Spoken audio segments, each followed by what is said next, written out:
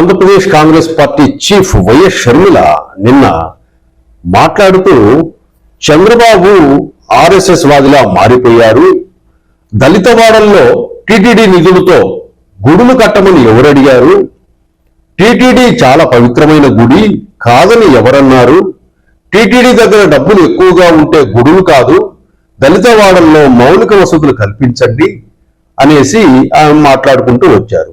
దళిత వాడల్లో 5,000 గుడులు కడితే పూజారులను దళితులను పెడతారా మరి అని కూడా ప్రశ్నించారు. అట్లాగే 5,000 గుడులు కట్టాలనుకుంటున్న నిర్ణయాన్ని కాంగ్రెస్ పార్టీ తీవ్రంగా వ్యతిరేకిస్తుంది అని కూడా ఆమె ప్రకటించారు. ఇక్కడ ప్రధానంగా దీని మీద షర్మిల ఏదైతే వ్యాఖ్యలు చేసిందో ఆ వ్యాఖ్యలకు సంబంధించి హిందువులంతా కూడా షర్మిలకి కౌంటర్ వేయడం మొదలుపెట్టారు. ఏమని ఇవ్వడం మొదలుపెట్టారంటే, ఇక్కడ షర్మిల ఇప్పుడు ఆవిడ నిన్న ఏం మాట్లాడిందో ఒకసారి విందాం.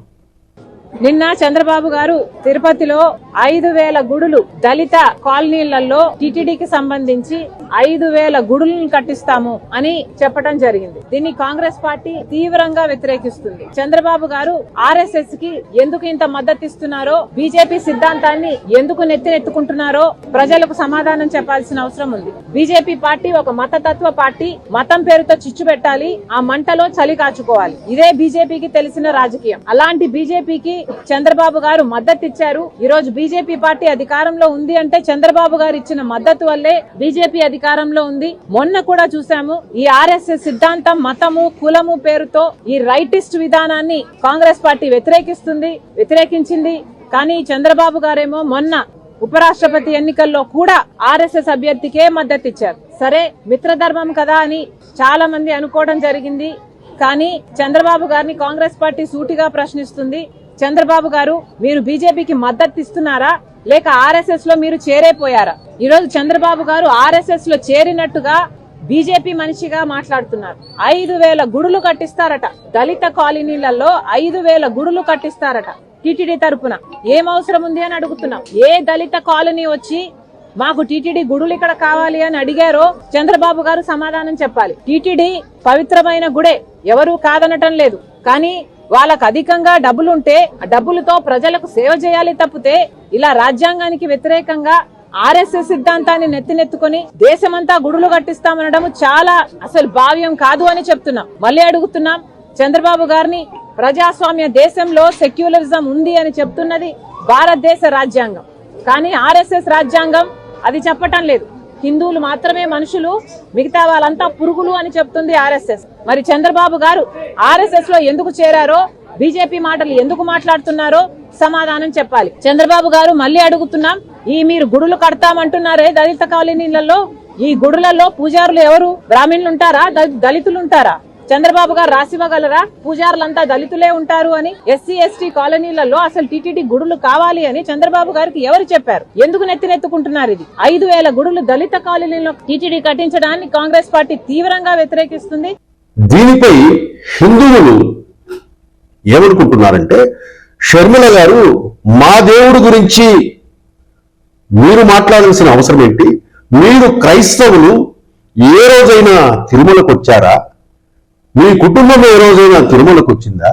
మీ అన్న తిరుమలకు వచ్చేసి డిక్లరేషన్ మీదే సంతకం చేయకుండా దౌర్జన్యంగా వెళ్ళి గత 5 సంవత్సరాలు దర్శనం చేసుకొచ్చాడే, అటువంటిది మీరా నీతి సూక్తులు చెప్పేది? మేము వేసే డబ్బు మాది, హిందువులది, మా డబ్బును మేము ఎలాగైనా ఖర్చు పెట్టుకుంటాము, మీ కాంగ్రెస్ పార్టీకి సంబంధం ఏమిటి? అసలు మీ కాంగ్రెస్ పార్టీనే క్రైస్తవుల పార్టీ. మీరు బీజేపీని ఏదైతే మతతత్వ పార్టీ అంటున్నారో, మీ కాంగ్రెస్ పార్టీ కూడా మతతత్వ పార్టీనే, అది క్రైస్తవ పార్టీగా.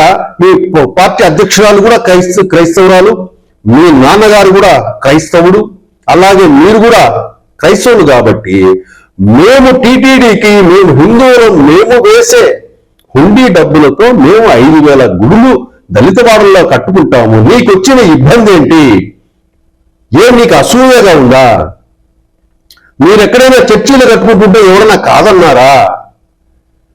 ఎందుకు గుడులు కడతా ఉంటానే నీకు అంత బాధ కలిగింది షర్మిల అని చెప్పేసి హిందువులంతా షర్మిలని, మీరు క్రైస్తవులు, మీ తల్లి బైబిల్ పట్టుకొని నిత్యం తిరుగుతుంది, మీ కుమారుడు కూడా మత సంబంధించిన బోధనలు చేస్తూ ఉంటాడు, మీ భర్త కూడా క్రైస్తవ మతానికి సంబంధించిన ప్రచారాలు నిర్వహిస్తుంటాడు, అటువంటిది మీరు మా తిరుమల గురించి మాట్లాడే అర్హత ఉందా అని చెప్పి ఒకసారి మీరు పరిశీలించుకోవాలి అని చెప్పేసి హిందువులు వైఎస్ షర్మిలను ప్రశ్నిస్తున్నారు.